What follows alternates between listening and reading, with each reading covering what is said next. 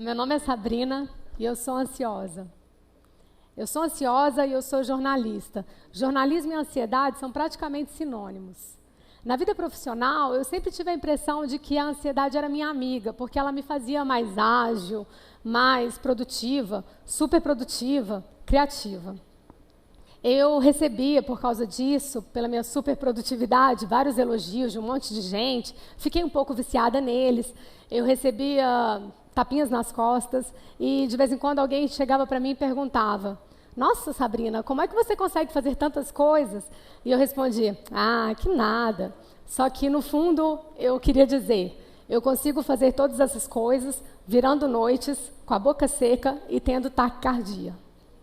No final de 2012, eu fazia uma revista semanal em Belo Horizonte. Eu fazia pesquisas e entrevistas para o meu quarto livro no Rio de Janeiro, no Complexo do Alemão, um lugar que eu amo. Ou seja, eu tinha que viajar para o Rio uma vez por semana. E além desses dois trabalhos, que eram meio que fixos, eu tinha outros 11 projetos profissionais. 11 projetos profissionais. Por quê? Porque eu era viciada em futuro. Eu tinha vontade de fazer coisas para não ter que lidar com o presente. Aos poucos eu fui percebendo assim que aquela ansiedade toda não era exatamente minha amiga. Bom, eu diminuí a minha rotina, eu desacelerei. Pensei, agora vai. Agora eu vou ficar bem calma e feliz. Mas não tão rápido. Eu era viciada no futuro e a gente precisa de um certo tempo para se adaptar e conseguir pensar no presente.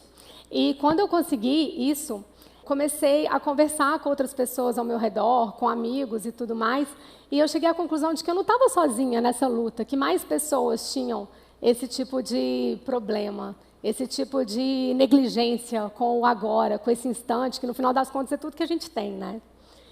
E foi assim que eu tive a ideia de fazer um experimento social. Perguntar em várias cidades, a várias pessoas, alguma coisa nesse sentido. Eu ainda não tinha certeza no começo de que pergunta seria essa. E depois de pensar um pouco, eu defini que seria assim: se você pudesse fazer qualquer coisa, o que você faria agora? Agora. Não, você não está entendendo. Se você pudesse fazer qualquer coisa nesse mundo de meu Deus, sem nenhum tipo de limite, o que é que você escolheria fazer agora? Para minha alegria, as pessoas toparam responder a minha pergunta. O que eu faço, em geral, nas 15 cidades onde eu estive até hoje, com a minha urna amarela, e conversei com mais ou menos 300 pessoas, eu faço assim: eu fico parada do lado da minha urna, esperando que algum curioso chegue até mim. Geralmente isso acontece. De vez em quando é mais difícil, dependendo da cidade, sei lá, ou do lugar onde eu estou parada, eu fico tentando fazer contato visual com alguém, vendo se essa pessoa se anima a vir conversar. E também tem dia que as pessoas estão muito corridas e eu corro atrás delas para tentar perguntar: ei, se você pudesse fazer qualquer coisa, o que é que você faria agora? Viajar. A maior parte das pessoas dá alguma resposta, escreve e coloca dentro da minha urna respostas relacionadas a viagens. Muito interessante. A primeira vez que eu fiz esse experimento foi em Tel Aviv, Israel. Um pouco depois eu fiz em Belém, uma cidade de palestinos, na Cisjordânia. Nos dois lugares eu verifiquei o que mais tarde se confirmou como uma tendência dessas respostas. As pessoas querem viajar, majoritariamente essa é a resposta assim, que reina na urna, mas mais que isso, no universo dessas pessoas que escrevem sobre viagens, a maioria delas quer viajar acompanhada de alguém querido ou com o objetivo de ver alguém que ela ama. Então, em Tel Aviv, alguém escreveu na minha urna que queria ver o irmão. E em Belém, alguém disse que queria viajar para ver a mãe. No final das contas, tem a ver com conexão humana. E conexão humana é outro grande tema. Eu gostaria de encontrar meus amigos, gostaria de dar um beijo na minha namorada. São alguns dos exemplos de respostas de pessoas que falam que querem só encontrar alguém. Na verdade, se a gente juntar o que tem a ver com as viagens que se relacionam a ver pessoas queridas e as pessoas que simplesmente, independentemente de viagem, falam que querem ver parentes, namorada, amigo, namorado, enfim, a conexão humana passa na frente. Tem gente que me comove de verdade mesmo, e não é tão raro assim acontecer. Tem gente que fala exatamente o nome das pessoas com quem gostaria de estar. Ok, mas viajar, ver quem eu amo, são respostas meio que a gente poderia prever, né, que elas apareceriam. Eu mesma acho que se alguém me perguntasse isso na rua, seria isso que eu falaria. Mas o que eu não estava preparada quando eu comecei esse experimento social foi para receber as respostas tão simples que as pessoas davam. Tão simples, a ponto de se resumir em comer, beber, fazer sexo, dormir, o básico, o essencial, o básico do básico da vida humana. Puxa vida, qualquer coisa, e as pessoas falam isso. Eu acho bem interessante. E mais que isso também, de vez em quando, claro, rolam umas respostas meio maluquinhas. Por exemplo, sair correndo e gritando. Correr e gritar são atividades, ações que a maioria de nós é capaz de fazer sem grandes problemas. O que nos impede? Essas pessoas que escreveram para mim em alguma praça por aí, que elas queriam correr e gritar, por que em vez de estar conversando comigo, elas não estavam por aí correndo e gritando? Se elas fizessem isso, possivelmente eu me assustaria, acharia assim, sei lá, esquisito, que elas eram meio malucas. Mas pelo menos elas estariam fazendo o que elas tinham vontade, né? E, no final das contas, isso deveria importar, eu acho. Tomar banho de rio e nadar no mar.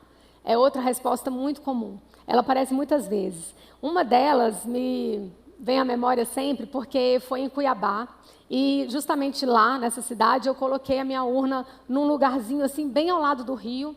Dava até para ficar ouvindo mesmo o barulho da água. Alguém escreveu que queria tomar banho no rio Cuiabá. E quando eu voltei para o hotel e fui fazer o que é uma das minhas coisas favoritas, ou seja, ler as respostas das pessoas, eu vi que essa pessoa queria então tomar banho de rio. Fiquei imaginando, será que essa pessoa tomou banho de rio naquele dia? Será que ela, se não tiver tomado naquele dia, será que ela tomou banho de rio no dia seguinte? Será que ela ia estar por ali no dia seguinte? A gente não tem nenhuma garantia, né? Outras respostas. Eu gostaria de tirar minha bota, gostaria de ver um filme do Homem-Aranha, gostaria de dançar. O Nordeste nunca decepciona e foi onde mais eu recebi essa resposta sobre dança. Na Bahia, particularmente, alguém disse que queria dançar com o Olodum.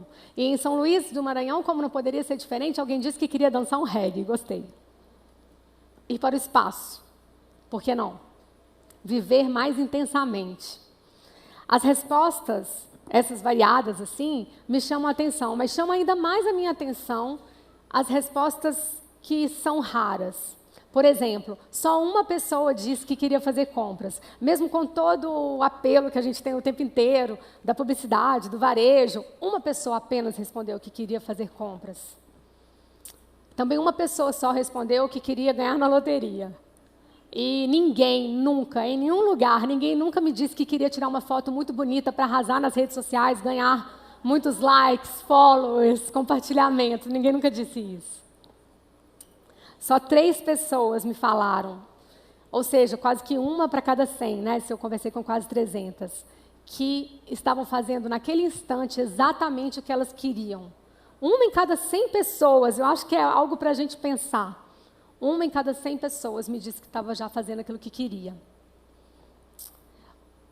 O que eu aprendi com a minha urna, até agora, que eu pretendo continuar com ela por aí, por muito tempo, o que eu aprendi com essas pessoas generosas a ponto de conversar com uma desconhecida como eu na rua ou na praça pública, o que eu aprendi com essas pessoas curiosas o suficiente para participar desse experimento, foi que eu sou bem parecida com elas. E depois que eu descobri isso, eu agora me acho parecida com todo mundo, aposto que também com vocês. Eu me sinto parecida com as pessoas de 2 formas. A primeira delas é nos desejos simples. Não estou dizendo que a gente não tenha sonhos grandiosos ou metas ambiciosas. Ok, isso pode variar de pessoa para pessoa, mas acho que os desejos simples são uma base comum. É algo que nos aproxima, nos assemelha. Outra coisa, a segunda coisa, é que esses desejos simples tendem a ser negligenciados. A gente deixa para depois as nossas vontades. Como se a gente tivesse assim, todo o tempo do mundo, a gente abre mão do presente com muita facilidade, né? A gente se esquece que o presente é tudo que a gente tem. Eu sou uma ansiosa em recuperação. Eu quero falar com vocês que eu já não estou mais disposta a abrir mão do meu presente por nada. Nem das festinhas de família, nem dos abraços nas pessoas que eu amo, nem de mergulhar no rio. É um exercício um dia por vez. Eu quero fazer essa pergunta para vocês. Vocês receberam, dentro do caderninho que vem no kit, um papelzinho amarelinho e mal cortado, igual esse todo que vocês viram agora há pouco. Eu gostaria que vocês respondessem para mim, por favor, essa pergunta. Se você pudesse fazer qualquer coisa, o que você faria agora? A minha urna vai estar esperando por vocês no final, lá perto de onde vocês fizeram o credenciamento. E mais importante que tudo, eu gostaria que vocês pensassem junto comigo numa outra pergunta, que é essa que eu tenho feito, não na praça mais, mas para mim mesma, e divido agora com vocês. Se não for agora, quando?